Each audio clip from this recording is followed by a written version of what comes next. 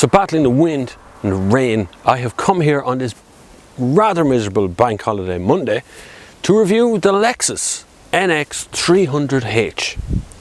So a little breakdown on what this car is. First of all, it looks like Darth Vader's wife, especially in that white. Secondly, this car is a hybrid and it's a petrol, so it's not what you really expect something like this to be.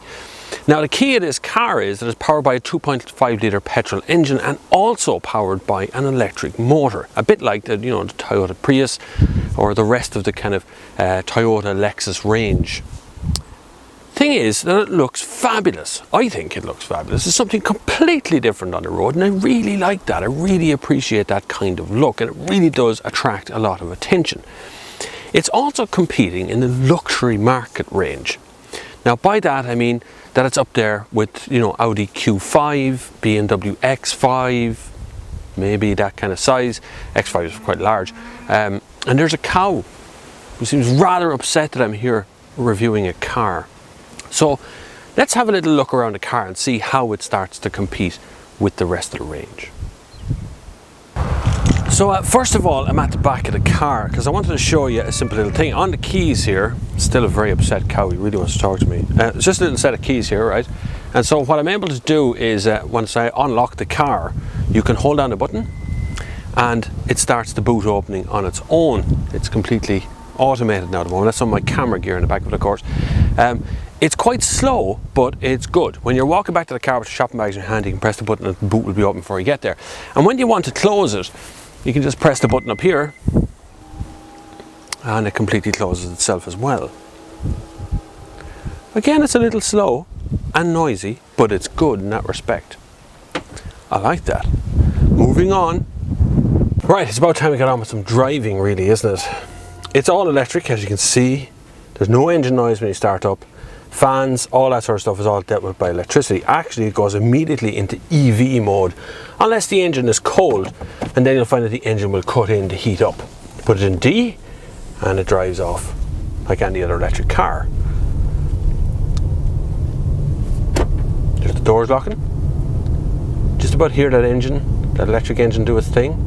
Now, the thing about being on full electric, like I am right now, is that well, you don't get much torque. It takes a long time to get up to speed if you want to run in EV mode predominantly. Now, it's not ferociously economical. 7.2 litres per 100 kilometres on the dashboard in front of me. You can expect better if you spend most of your time in a big town or a city. You can expect better than that because it will use electric power as often as it possibly can. Whereas where I am, zooming up and down motorways, and this week I've been in the airport a couple of times, I've been up in Dublin a couple of times, so it's been one of those weeks where I just had to be on a motorway a hell of a lot. That's where this car becomes just a 2.5 litre petrol with some electric backup. Now we pushed into petrol mode now, so when I put my foot down, you can hear the petrol engine completely kick in there with the support of the electric engine. So this is a four-wheel drive. The thing of it is that on electric or in eco mode, it doesn't really have a whole lot of poke, and that's a big factor in that it feels like, or should be like, a very big diesel, lots of torque and turbos and things. It doesn't have those. You can switch to sport mode. Sport mode turns on an actuator, which is like a soundtrack, which is kind of weird because you can hear both engines. You can hear the thing that's been piped through the speakers and the electric engine that's happening outside, or the petrol engine that's happening outside. It's kind of odd. Then it does make a nice little rumble there. You get a rev counter dashboard. You get a few different things as well when you flick from eco to sport. Eco turns that back off again, and there's actually a volume switch underneath here that turns it on and off as well. You can turn it off if you don't like the noises. So what do I think of the F Sport? Of the NX 300H. This is the F Sport model. I think it's a perfect crossover in the Lexus vein of things, and I like that. I like it because although it's ultimately boring, it has to be part of our future. It has to be, because whether we like it or not, or whether you want to be a denier or not, we are running out of oil.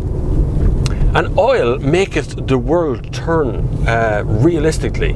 Without oil, without petrol, without diesel, without oil products, including plastics, we're kind of screwed. The majority of this car is made up of some sort of oil-based product. Even the plastics that are in here are coming out of oil. Even my camera in there, that's full of plastics and full of bits and pieces. A lot of that's to do with petroleum distillate. So we are running out of it. And the thing of it is, if we run out of it, we don't have a proper alternative yet. We have for certain cars, we have for full electric cars, even this hybrid one will go along so far without any petrol. But the big part of that is we don't have a transport system. We don't have trucks, we don't have trains, airplanes. They're all going to take priority because they're mass transits, they're mass transport, so they can move lots of items a great distance. So the personal car will take a back seat when it comes to running out of petrol and diesel. Now, if all of us drove some form of hybrid, we would use a little bit less petrol. Now, I'm not saying that this one is the solution to it, but I'm saying that this is a big step towards where we want to be, because this is a full-size car. Plus, it's very remarkable on the outside. I like the looks of the outside. Some people, it's a bit controversial, some people won't like it. I do. I think it's a good-looking car on the outside. It's something completely different from the Lexus group, even though it does kind of have the Lexus face on it, which is the kind of standard face.